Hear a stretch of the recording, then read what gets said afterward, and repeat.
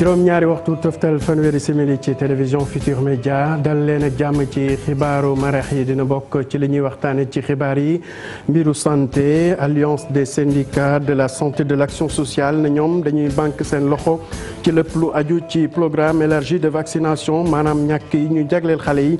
ci loolu rek ñu ne dafa bokk ci seen plan d'action ci jamono jooju sax vaccin wala ñàkk bi ñu taxawal rek ngir xeex lépp lu aju ci wàllu cancer col de l'utérus moom teew na jamono ji nag mën nga ko am ci gox yu bëri ci biir Sénégal ñu wax ci mbiru élection présidentielle yi ñu gis ne rek jamono ji bëri na ñi nga xam ne rek ñu ngi naan ñetti fichier moo am loolu nag Birahim Seck bu Forum Civil ne nguuru Sénégal war na ci jóg rek ngir indi ci ay leeral ndaxte jamono ji dañu gis ne article 48 moom dafa may képp kuy sénégalais rawatina ñi amee parti politique ak waa Sénat war nañu am fichier électoral boobee. gàmmu Tiwaawoon 2018 groupe Futur Média tàmbali waajtaay yi am na nag comité d'organisation bu waaye ko foofee ca Tiwaawoon ñëwoon tey rek tase kilifa yi ngir ñu waxtaan ci matuwaay yi ñu war a jël ngir lépp lu aju ci couverture médiatique ñu mën ka matal ni mu waree te dañu waxat tamit ci mbiru sport wax ci li nga xam ne mooy Ligue 1 de football nar a tàmbali suba fii ci Ndakaaru wax nañ ci ñi nga xam ne rek ñoo ne la équipe yi fas yéene taxawee ci jamono jooju nag waa Casa Sport moom boo moyul seen préparation wala seen saison dina am lu ci gàllankoor ndaxte seen supporters yi di Allez Casa ñoom jamono ji waxuñu benn kàddu mbokk yi loolooy ponk yi boo leen taxirloo tuuti ñu faram fàcce.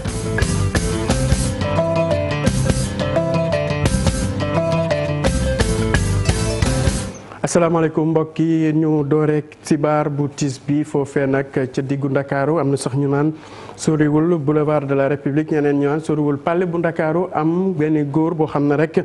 dañu ne am na lu mat ñeent fukki at moo taal boppam foofee nag ñu fas yéene bañ leen woon image yi ndaxte liñ ci jëlee dafa xaw a metti lool ba tax rek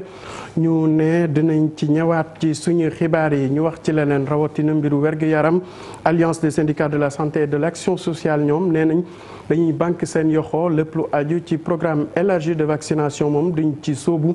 li ko waral nag dafa am lu ñuy laaj nguur gi boobu ba tey te defuñu ko Maimouna Ndiaye tase nag ñoom àndi ci ak Amadou Ba. lim ñu xamal mooy xamatul mbir yi nan lañ koy tuddee Mballo Dia Thiam mu yuuxu ca kaw ne fi mu toll nii amul dara loo xam ni mën nañ ko fee nëbb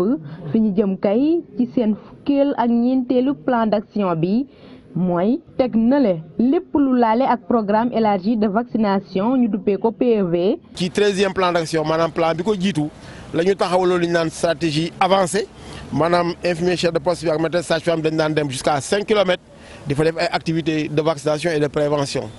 arrêté woon nañu nag activité boobu mooy stratégie avancée arrêté woon nañu aussi stratégie mobile maanaam lu weesu juróomi kilomètres ci poste de santé bi pour ñu nekk foofu li desoon nag mooy stratégie fixe. arrêté nañ stratégie fixe bi nag tase aussi ñoom ñu dugal vaccin bu bees. ci PV boobu mën nañ cee fekk vaccin bi nga xam ni tey jii mooy xeex cancer bi nekk ci butitu ñurukaay gi ci vaccin boobu njiital syndicat yi nekk ci wérgu yaram bi nee na fi ñu jëm xool nañ ko bu baax. xeexu cancer wu col mais ëppul solo xeexu poliomyélite. ëppul solo xeexu tétanos bi nga xam ne jóge na fii te ñun ñoo ci farlu ba fi mu nekk déggatuloo feebar yooyu. ci combat bu mel ni gouvernement bi dafa war a toog ak ñun loolu lañ ko sant mënul toog ak ñun nag ñun li ñu xam ni moom la ñu xam di ko def parce que ñun ñoo taamu syndicalisme de combat syndicalisme autonome ak syndicalisme bu nga xam ne xëy na indépendant donc ci loolu la ñuy wéy. ci seen fukkeel ak ñeenteelu plan d'action waa ànd gësëm nee nañu. juróom-ñetti fan ci weeru novembre dinañu ko càmbar xool ana fan lañu jëm syndicat yooyu bu ñu sukkandikoo ci ñoom nee nañu li ñu duppee radicalisation maanaam dem ba sës ci xeex bi duñ ci teggi benn yoon seen tànk. Maimouna Ndiaye ñu desandeek vaccin yi bii nag dañuy wax bi nga xam ne rek mooy xeex lépp lu aju ci cancer col de l'utérus ñu ne nag tàmbali nañ li nga xamante ne rek mooy tournée bi ñu amal ko foofee ca école Kan Wokam ñu ne képp kuy xale bu am juróom-ñeenti at war nga mën a am li nga xam ne mooy vaccin bi di sàkku rek ci ñi nga xam ne ñooy waajur yi ñu xam ne vaccin boobu amul benn gàllankoor bu mu mën a indil xale yi Kumba Amadou àndoon ci ak Amadou Ba. ñàkk bi bii di aar ndaw yu jigéen yi ci cancer bi jàpp butitu njurukaay yi tàmbali na ci tout tànk yi toll ci juróom-ñeenti at te féete ca école camp bu Wakaam lañu ko dooree muy liggéey bu nar a law ci juróom-ñeent fukki ak juróom gone yu jigéen. cancer da di loo xam ne lu metti la lu diis la ba pare njëg bi dafa bëri léegi te du wóor sax tamit que ak stade bi ñuy gis nit ñi du tax ñu ne dañan ko guérir à 100%. donc muy lii nga xam ne ni lu ñu am la muy mbégteeti ñun parce que dina aar xale yi suba du ñu jàkkoonteeg feebar bu mel ne cancer. ngir gunge boobu lay liggéey tàggat nañu ay ndaw ngir gën a ñaax askan wi ci xeetu cancer bi nga xam ne jàpp nañu ni moo ëpp lu muy faat ci soxna yi. formé nañ leen tàggat nañ leen jox nañ leen seen i jumtukaay jox nañ leen seen i vaccin donc li des mooy liggéey donc ci fan yu néew dañu mën a xam la suite mais vraiment personnel de santé bi ñoom ñëpp a engagé pour wéyal programme bi mu jëm kanam. ñu bari di laam-laame ci njeexitalu boobu le vaccin kii di médecin chef régional di dalal xel yi. yenn saa yi ñu ñàkk xale yi tamit ci ay lu mel ne yeneen feebar yi nga xam ne nii day wàlle mais effet secondaire yi ñuy mën a gis daal te tàggat nañu ci tamit personnel de santé bi tàggat nañ ci tamit acteurs yi nga xam ne su dee ne ay effet secondaire yu jéggi dayu la dañu xam fan la ñuy dem ak naka lay demee ak naka lañ koy fajee. ci fàttali nguurug Sénégal génnee na lu toll ci 3 milliards ci sunuy koppar jagleel ko xeexum cancer bi jàpp butinu njurukaay yi ñu jàpp ne at bu ne dana faat ci téeméer boo jël fanweer ya. Kumba Amadlo bu ñu bàyyi ko école Camp Wakaam dañuy dem ba fële ca Ndar ca école Cheikhou Touré foofe nag pënd gu wureegul li ko waral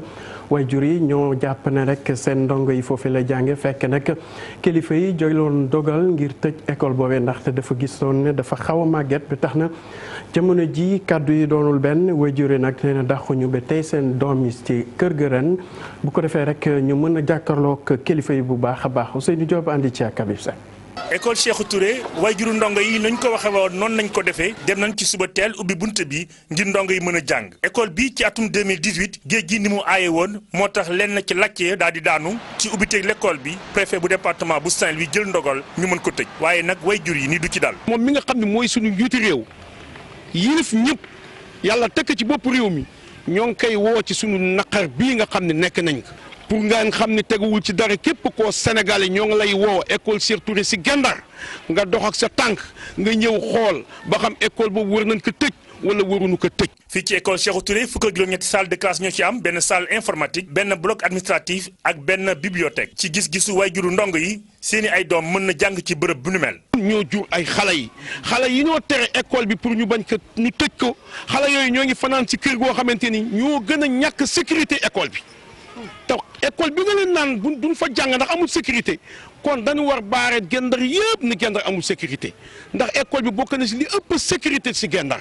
ñun nag amuñu lenn amuñu kàttan duñu xeex duñu xuloo duñu saaga duñu wax lu ñaaw li ñoo laaj génnu lenn lu dul suñu àq loo xamante ni war nañu ko mën jox. xeex bi nga xamante ni waajur yi nag daal nañ koy tàmbali ak préfet bu département bu Saint-Louis ñoom nee nañu duñ ca dellu ci ginnaaw te itam mën nañu jël bépp matukaay ngir seen doom yi mën a jàng. su fekkente ni ñoom dafa am côté boo xamante ni wóorul te côté boobu wóor na ñun mën nañ ko miire pour isoler ko leneen li nga xamante ni mi ngi féete si tëli bi dara nekku si xale yi jàng si ñoom bu ñu ko sax def ñun mën nañ parents d'élèves yi mën nañ ko miireel suñu bopp. juróom-ñetti téeméeri ndong ñoo nekk ci école Cheikhou Touré xale yi nag weer a ngi ni le kenn jàngiwul mu doon lu metti ci ñoom. ca diwaanu Ziguinchor moom municipalité maanaam mairie ba mu taxaw waajur yi ngir mën a jëndal xale yi li nga xam ne rek moo aju ci wàllu fourniture kaye sac ak li ni mel loole nag ñu ne liñ ci jublu rek mooy fexe ba gone yooyu di dem ca l'école ba bañ a am benn jafe-jafe ñu teewlu ci loolu seen maire bii di Abdoulaye Baldé ci micro Boubacar Dias. matériel bu am solo la joxe nañu lu bare ci ay matériel yoo xam ne daf leen di permettre ñu soulager parents d'élèves yi ci biir ci foyer yi mais aussi pour que xale yi mën a jàng dans de bonnes conditions loolu yëpp def nañ ko ren defoon nañ ko daaw di ñaanal yàlla ma ñu kattan mi ngi koy defee mu gën a bare déwén pour que loo xam ne ñu koy ji ci biir école bi man ñu jural loo xam ne en tout cas lu ñëpp di xaar mais loolu déjà gis nañu njëriñ boo xam ne am na parce que inspecteur bi wax na ko léegi que chaque année résultat ñu ngi amélioré wu te Ziguinchor bokk na si en tout cas si inspection yoo xam ne ñu ngi def ay jéego ay résultats yu gën a baax si biir Sénégal. li ñu wax ci li ñuy séddale ndox yi ci yenn teeru yi fii ci Sénégal ci loole nag nguuru Sénégal jëloon dogal dénk ko kër gi di Suez loole nag naxari woon ki fi nekkoon di ASD ba taxoon ñu dem déposer ay recours ci loole nag njiitu réew mi yëkkati na ci ay kàddu di sàkku kenn ku nekk mu xool li nga xamante ne looy liggéey bi ndax gis na ne lépp li ci waroon def nañ ko amoon na ab appel d'offre te gis nañ ne waa Suez ñoo présenté woon li nga xamante ne rek mooy dossier bi gënoon soxal Sénégal ñu teewlu leen ci micro suñu confrère waa Deutsche Welle ci tënk Chérif Dia. accusation yooyu di tuuma teguwul fenn dafa sax ridicule ndax ku ne xam na ni ci atum 1996 ci la gouvernement Sénégal indi woon ay réformes ci wàllu ndox mi jamono jooju man nekk gu ma woon président wante gouvernement bu Sénégal bi mu ko indee ci la ab société internationale daal di rek gagné marché bi ku ne xam na ni boobee société capital bi am na ci ay sénégalais kon nag. ban demaatee ba contrat bi jeex ñu ñëw indiwaat yeneen coppite ci la beneen société internationale daal di gagné loolu nag dafa rek tegu ci li nga xamante ni moom mooy yoon appel d'offre bi dafa ubbeeku beraloon ko rek waa bitim réew waa Sénégal it comme neexoon nga bokk ci kon bu kenn jug naan ñun dañoo faral nasaraan yi loolu du lu am te ñun am nañ tamit secteur privé boo xamante ni bu engagé la te gouvernement bu Sénégal mi ngi ciy liggéey ak ñoom ku ne xam na ni sax lii plan Sénégal émergent ñoom bàyyi na leen ci loxo 60 ba 70% ci marché boobu ñoom lañ ko jox. Moustapha Niasse di président bu assemblée nationale bu Sénégal doon dalal ñoñam bi di Yildirim Binali bàyyi ko fële ca Turquie kooku mooy sax président assemblée nationale Turquie loolee aju rek ci benn coopération bu ñuy waajal mu aju ci wàllu njënd ak njaay ak yeneen infrastructure ci loolu rek gis nañ ne koppar bu takku lañ ci fas yéene def bëgg nañ tamit képp kuy bokk ci li nga xamante ne mooy ñaari réew yooyu nga mën ci gis sa bopp Mame Birame Diouf teewoon fa andi ci ak Jaafara Ba. tegay xalaat ak yoon yu tax kon ñu am koppar yi nga xam ne ni moom la ñu dugal ci programme de développement yi dox ci diggante ñaari réew yi loolee doon liggéey gu ñu bàyyee kon ñaari njiitu réew yi lëkkaloo bi dox ci ñaari assemblée bi kon di ñëw rek dooleel loolee gannaaw ñeenti accord yoo xam ne sax si ñëwoon nañu ko ci benn fan ci weeru mars gi ñu génn ñeel raay yi ñu war a defar tourisme hydrocarbure ak mine njiitu assemblée nationale bu Turquie di ko rafetlu. ci sama tukki nemeeku bi fii ci Sénégal am naa mbégte lool dem xool ay projet yoo xam ne ni liggéey nañu ko ba pare ak yeneen yoo xam ne ni ñu ngi koy wéyal te sax société privée turque di ko amal. kon gën a doole lëkkaloo bi moo xam lu ñeel njàng wërgu yaram ak njënd ak njaay. am na investissement bu toll ci 2 milliards de dollars yoo xam ne ni nas nañu ko ak yeneen bokk na ci gën a doxal njënd ak njaay mi nga xam ni sax mu ngi tolloon ci 250 millions de dollars. waaye agsi ba 450 millions de dollars li ko dalee tukki nemmeeku nga xam ne ni président Macky Sall amal na ko ca Turquie ci weeru décembre waaye it ba président Erdogan ñëwee fii ci Sénégal ci weer yi ñu génn. dinañu bokk ak suñu partenaire Sénégal nag mbooleem xalaat waaye it def lépp rek ba aar li nga xam ne ni mooy li am ci diggante ñaar réew yi. président assemblée nationale bu Turquie ak natangoom di Moustapha Niasse ñoom nag rafetlu nañ. lëkkaloo gu rafet nga xam ni am na ci diggante Sénégal ak Turquie moom président Moustapha Niasse sax ñu koy xaar kon ca Istanbul gannaaw ba ko xaritam bii invité. ci wàllu politique fan yi ñu génn nag am kilifa yu yëkkati woon ay kàddu rek di naan boo muy dina may xeetu sàcc ndaxte jamono ji gis nañ ne am na ñetti fichiers électoraux fii ci Sénégal ba tax na nag kii di Birahim Seck bu Forum Civil ne nguuru Sénégal dafa war a leeral li ni mel. ndaxte mooy tax affaire bi ñu mën ko fàtte ci loolu nag mu gis ne rek article 48 moom dafa may képp ku sénégalais rawatina ñi yëngu ci wàllu politique ak waa Sénat ñu am li nga xamante ne rek mooy fichier électoral boobu ngir mën a wéle seen liggéey Alassane Ba andi ci ak Gervais. gouvernement bi daanaka moo waral li ni mel ndax dalalut xel ñi nga xamante ni ñoo fare ci kujje bi di yaakaar ne sax ay fraude jëm ci wàllum élection yi dana am. ki gisee ni mel di Birahim Seck gis nañ ci initiative ki di maître Mame Adama Gueye ñi ngi bëgg a taxawal ab plateforme ngir sécuriser élection yi ca beneen wàll ji ñu gis ne ki di Samuel Sarr jàpp fu dëgër ne am na ñetti fichiers électoraux yu nekk fële ca DAF. L'article L48 du code électoral dafa ne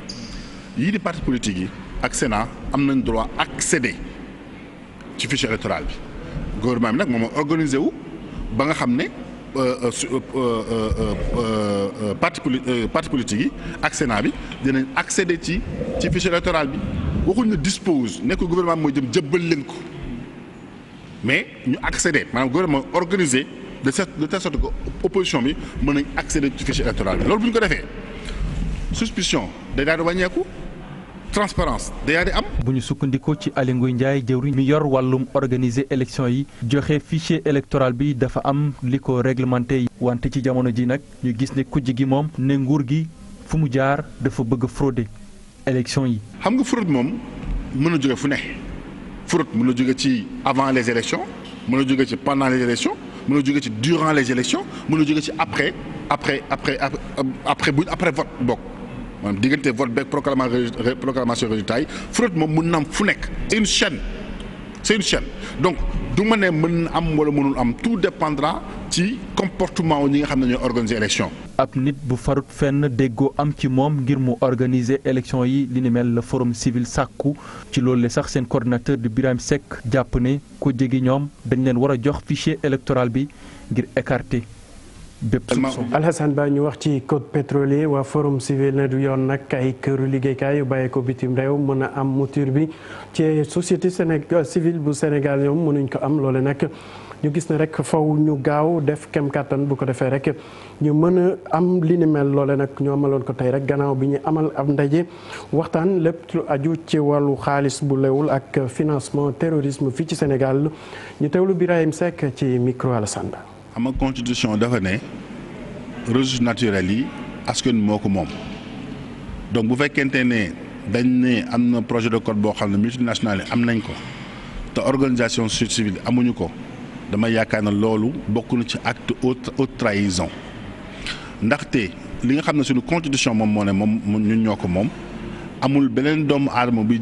jéggaan ci biti bu ko war a am te ñun amuñu texte bi damay fàttali ne ci concertation bi nga xam ne président de la République woote woon na ko dafa jëloon engagement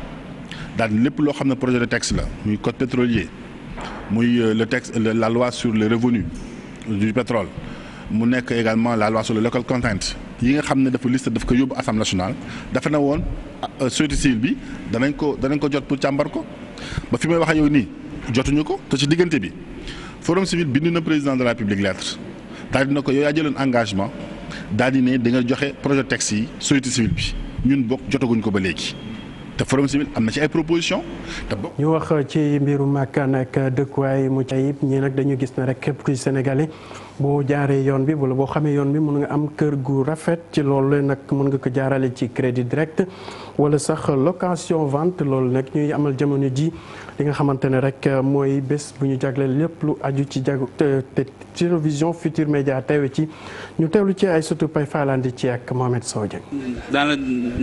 domaine du bâtiment fii Sénégal c'est un appartement ici c'est abordable franchement parce que aussi itam day am lii quoi finition lépp da ngay def finition da nga ñëw rek ñu jox la am na aussi différentes mode de paiement. laaj gi samp nag mooy ndax yomb na ngir sénégalais yi am kër fii ci Ndakaaru ak environ woon étudiant bi nga xamante nag dafa ñëw doxantu ci salon de l'habitat bi nee na loolu lu mën nekk la. société immobilière yi itam gis nañu ne yombal nañu lépp ngir sénégalais yi am dëkkuwaay. logement yi social lañ ko tuddee donc mën naa ne sénégalais lambda bi mën na ci am accès donc il suffit juste mu def benn plan de financement ndax ñun ñu ngi lay may nga mën ko joxe par tranche aussi nga mën ko joxe yow selon ak say rentabilité donc mën naa ne sénégalais lambda bi mën na ci accéder. ak yow ni nga ko mën a fayee donc mën naa ne ku ci mën a góorgóorlu tuuti rek di nga ci am. kon nag am kër wala appartement nekk possibilité boo xamante ne bu taxaw la ñu teg ci sax benn option boo xamante ne yàggoon na am muy location vente prix yi nekk ay prix yu abordable. pour sécuriser tamit ñun sunu bopp sécuriser aussi client bi comme li ma la waxoon auparavant avant crédit bi ñu doon def la plupart bu xasee ba dëkk day metti pour ñu commencer di fay pour ñu continuer def sa versement à votre convenance ba dem ba ay 85%. ñu jox la sa caabi après nga fay li si des xam nga loolu moo gën a yomb nga xam ne ñun ñaan ñëpp ñaari parti yëpp ku nekk da siy trouver sa compte. lu ñuy wax plan épargne logement lii di location vente lii di crédit direct lii yëpp bokk ci li nga xamante ne institution financières yi banques yi ak société immobilière yi taxawal nañ ko rek ngir rek logement yomb ci sénégalais yi. kemuk coowu na fan yu néew moo ci des ñi nga xam ne rek ñooy waaye télévision Futurs Médias di waajal xew-xew bi bu baax a baax ci lépp lu aju ci wàllu couverture médiatique ci loolee sax dalal nañu waa comité d'organisation ñu toog waxtaan xool yoon bi mu mën a aw bu ko defee rek lépp gën a yemb comme niñ koy defee at yi yëpp di sa préra teewoon fandi ci ak Khadim Cissé. ginnaaw màggalug Touba gi ñu dëgmal gàmmu Tivaouane responsable yu groupe Futurs Médias amal ab séance de travail ak comité d'organisation bu gàmmu bi li tax ñu amal ndaje bu ni mel nag mooy weccoo ay xalaat waxtaan ngir amal couverture médiatique bu mucc ayib. événement bi mu ngi ñëw dañ ñëwoon seet suñu comme ñoom nuñ ko tàmm defee at bu nekk pour ñu xool nan la ñu mën a càmbaree liggéey bi pour ñu gën a jëm ci kanam te tey sama xel dal na ndax kaddu yi fi jib kaddu yi nga xamante ne dina ma jox wóolute pour équipe yi nga xamante ne war nañu jóge fii pour dem def seen liggéey ci condition yu baax xam nga Tivaouane configuration bi dafa xaw a spécial donc baax na balaa ñuy dem ñu xool ban taxawaay la ñuy am foofu. waxtaan yi nag jëm ci wàllu condition de travail yi condition d'hébergement yi ak de restauration yi muy ay jafe-jafe yu ñu soulevé ci réunion bi waaye comité d'organisation bi di dalal xel yi. waaw xam nga gàmmu moom dafa nekk lu xaw a métti ci diis on va essayer comme ni ko seen directeur bi waxee ñu jéem a seet rek ni ñu leen mën a jàppale parce que xam nañ ni que journaliste liggéeyam dafa xaw a métti te itam Tivaouane dëkk bu ndaw la et c'est pas évident. Maintenant ñun au niveau de la cellule com on va essayer de voir ñu xool ba xam naka lañ ko mën a résoudre ci suñu kàttan ak suñu doole parce que du ñun rek ñun ñooy décider il y a un comité d'organisation bu fa nekk bu ñu delloo waxtaan ak ñoom ñu seet ni ñu mën a yeesalee liggéey bi ñu yëwanal leen yoon yi ba mu gën a neex comme ni ñu ko daan defee xam nañu ni groupe GFM groupe bu am solo la ci réew mi ci wàllu communication. laata nag ñoo yeggee ci bésub gàmmu gi ñaari parti yi fas nañoo yéene dajewaat ngir harmoniser position yi.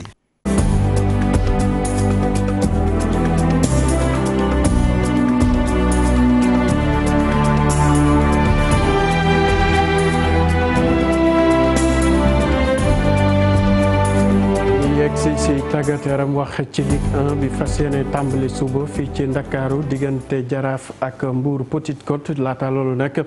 ñi nga xamante ne rek ñooy suñu ndaw jox nañ kàddu gi kenn koo xam ne day faral di suivre lépp lu aju ci championnat national kooke di Demba Waroor mu ñëwaat ci li nga xam ne noonu la gisee équipe yi gën a taxaw noonu la gisee joueurs yi nga xam ne war nañ leen mën a séntu atum ren ji Cheikh Sadibou Diarra andi ci ak Martin. wax ni équipe bi mooy jël raw gàddu Ligue 1 bu Sénégal mu antu lu jafee gis la waaye jaraaf mi jëloon raaya bi daaw ak ki toppoon si moom di Génération Foot bokk nañ si ñu ñuy xaarandi ren si xëccoo bi. bi ñu duggee ci professionnalisme ba léegi pour nga gis benn équipe boo xam ne sur 2 ans dina des au sommet dafa métti trop daanaka amul benn équipe boo xam ne gagné nga championnat bi ba pare téye ko. waaye nag gëm naa ne jaraaf ak Génération Foot war nañ mën a bokk tamit ci ñi nga xam ne ren dinañ xeexaat pour titre bi parce que c'est des équipes yoo xam ne am nañ benn acquis ci wàllum organisation ak ci wàllum effectif. si Ligue 1 bi équipe yu bëri soppi nañ xar kanam ba tax na kenn mënul wax ni lii la ñu nar a wane. chaque année day bëri changement ci effectif yi da ngay gis équipe boo xam ne sax moo jëloon 3e bu mel ni Sonacos am na ay 10 changements ci effectif bi nga jël yeneen i ay douane c'est pareil donc pour nga gis équipe boo xam ne effectif bu mu yoroon ren moom la yor déwén c'est très difficile pour nga mën a prononcer wu ci équipe yooyu noonu ne dinañ garder seen force day métti. Ousmane Mané ci Casa Sport ak Pape Seydou Ndiaye ci Génération Foot di ñaari gardien yi bokk ci joueurs yi ñuy xaar ren. am na benn joueur benn attaquant excentré bu newoon Duc léegi mu ngi dem Génération Foot mu ngi tudd Badara Sow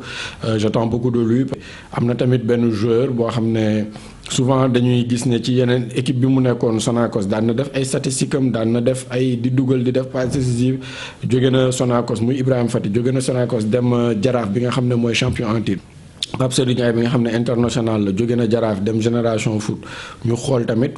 lu muy joxe foofu noonu ku ci mel ni Ousmane Mané jóge na Jàmbaar dem Casa Sport di équipe boo xam ne moo ëpp visibilité mooy kii nii moom tamit on s'attend à ce que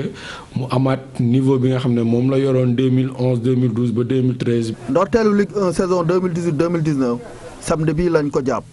Jaraaf mooy dalal Mbour Petite Côte si ubbite bi.